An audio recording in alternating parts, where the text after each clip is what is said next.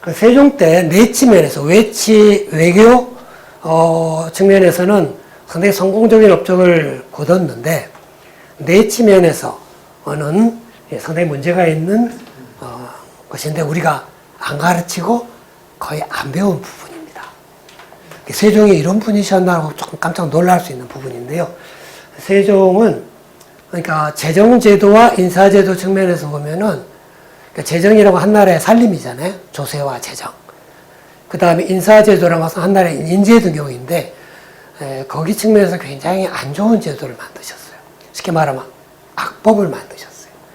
근데 태종과 세종은 조선 초기에 성군으로 거의 평가를 받잖아요. 그래서 후대 왕들이 그 두 분을 굉장히 무서워하고 존경했어요. 그래서 이 두 분 때 세워진 법은 웬만하면 안 고치려고 했고 실제 안 고쳤어요. 그러다 보니까 이 태종 때 만들어진 법이 그 후로 300년간 그대로 유지됩니다. 그래서 보면 세종은 신분제도 관련해서 양반의 재산이자 납세 의무가 없는 일부 납공노비라고 있습니다.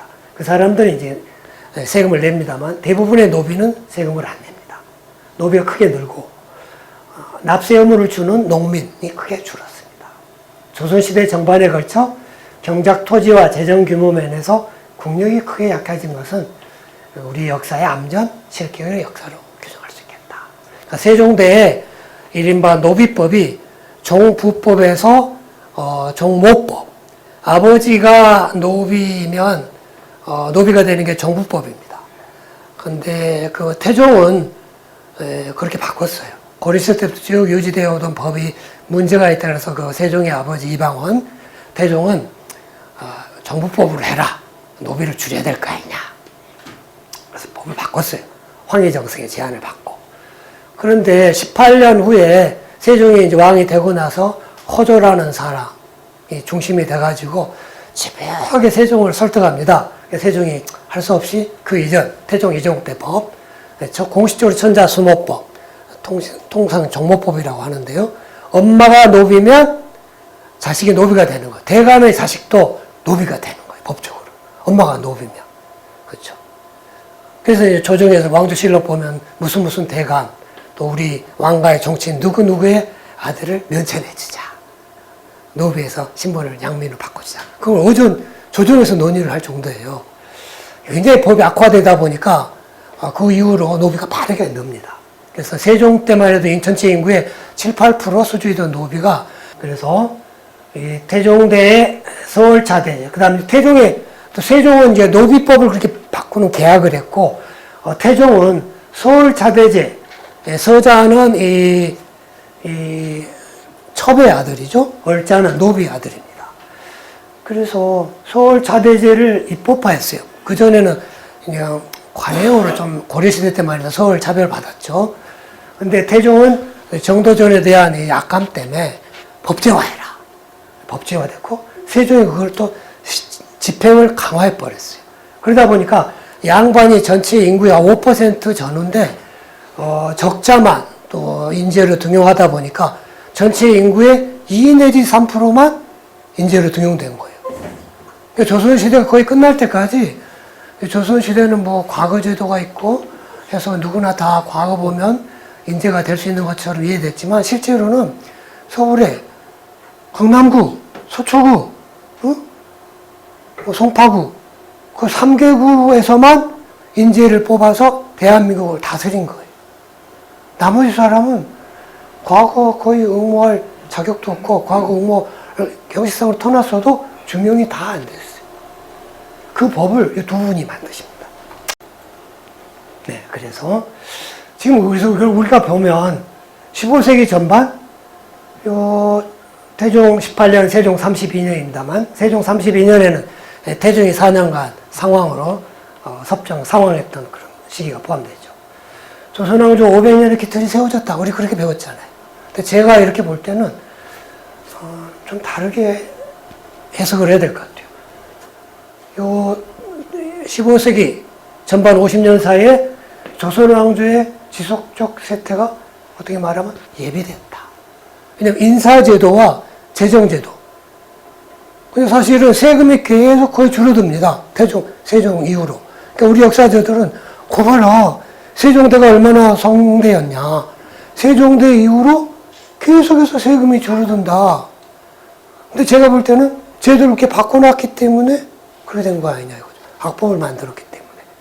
쉽게 말하면 납세자를 줄여놓으니까 세금이 계속 줄고, 그 세종대 이후로는 군인이 제대로 보유, 유지할 만한 재정이 없어요. 그렇죠. 그러니까 공식적으로야, 무반 800명, 그 다음에 그 30배 되는 한 2만 4천, 3만 대는 군인이 있는 걸로 나오지만, 이게 실제 유사시에 강한 군대로 작동할 수 있는 병력을 유지할 수가 없는 거예요. 네. 그러면, 결국 이제 세종시대 때, 사실 세종은 이제 외교 측면에서는 일면 잘했다라고 하는데, 이제 세종이 사대주를 완성했다고 우리 공식적으로 인정하고 있습니다.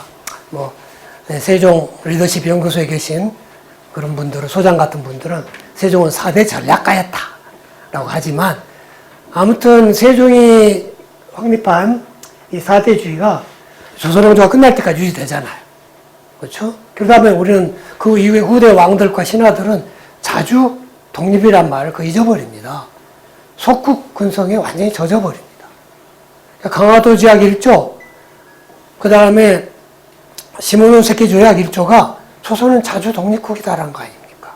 그렇죠? 그래서 지금 자주 독립이란 말을 우리가 잊어버렸어요. 그 계기가 된 게 세종의 4대주의 완성인 거죠. 아쉽게도 제가 지금 우리의 최근헌법, 1988년부터 시행되고 있는 우리 최근헌법도 전문을 제가 오기 전에 몇 차례 읽어봤는데, 자유, 민주 3번씩 나와요. 균등 이런 것도 2번씩 나와.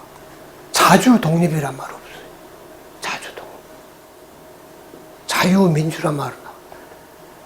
어떻게 말하면, 그러니까 우리 사실 자주 독립, 우리 스스로도 중국에 휘둘려, 미국에 휘둘려 이런 얘기 곧잘 합니다만, 우리 가장 멋지게 완성한 가장 최근에 헌법 전문에도 자주 독립이란 말을 찾을 수가 없어요.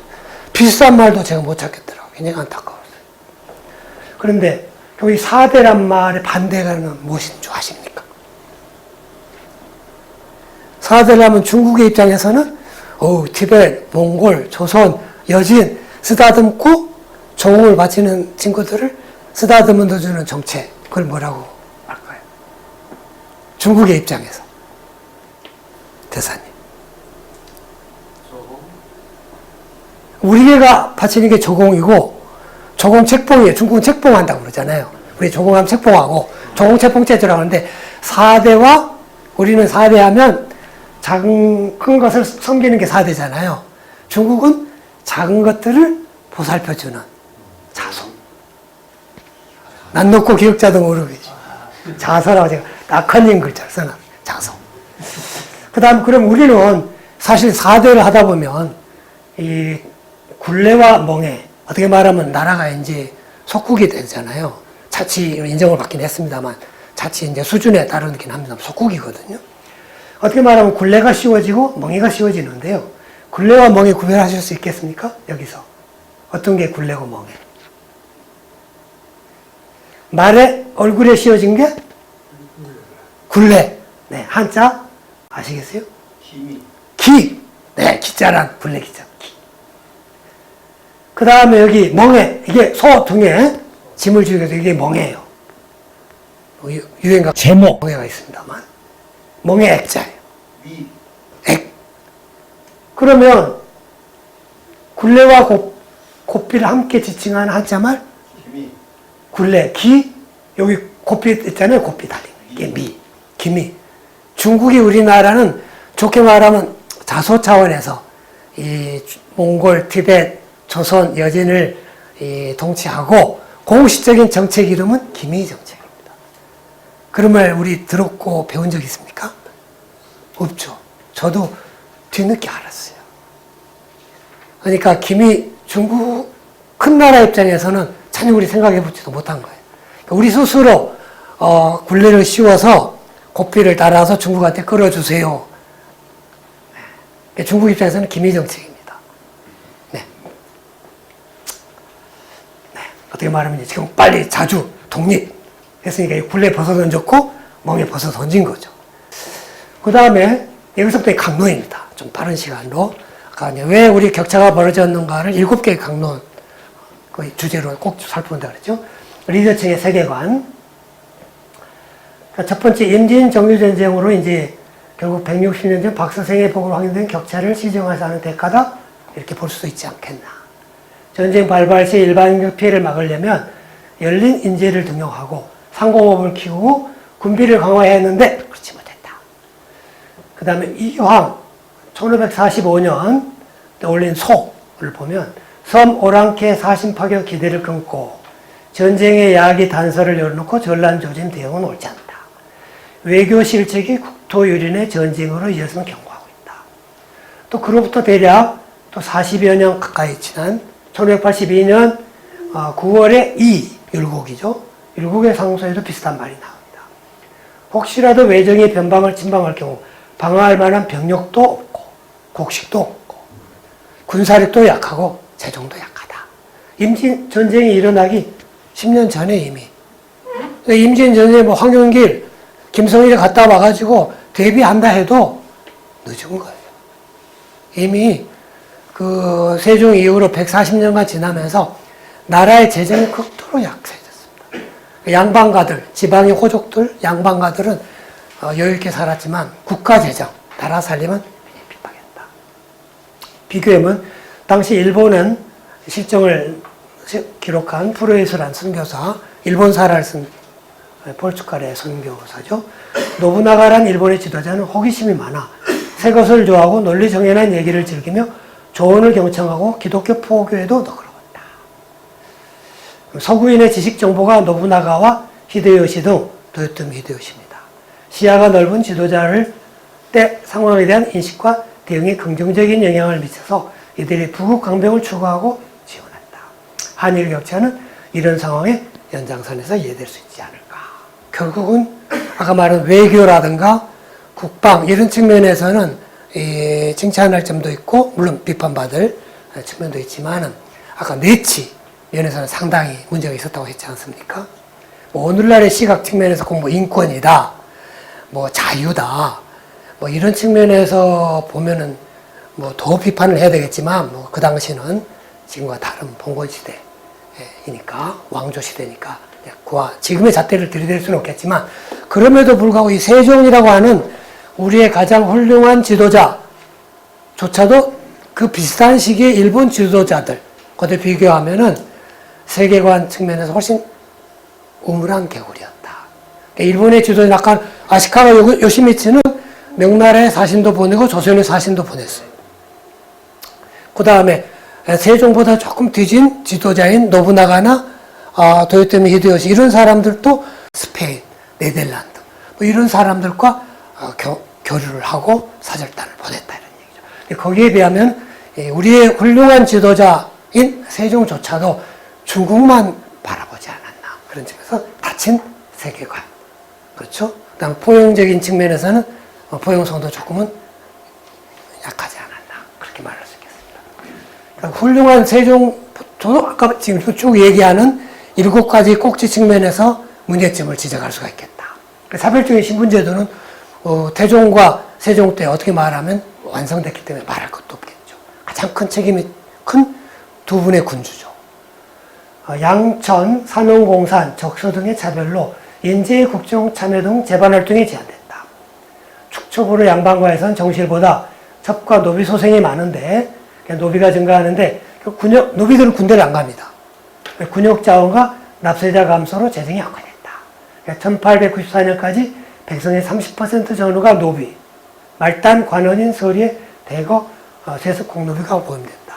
임진왜란 때 우리가 의병들이 왜 좀 늦게 나타나나 하지만 거의 의병의 대부분이 노비입니다.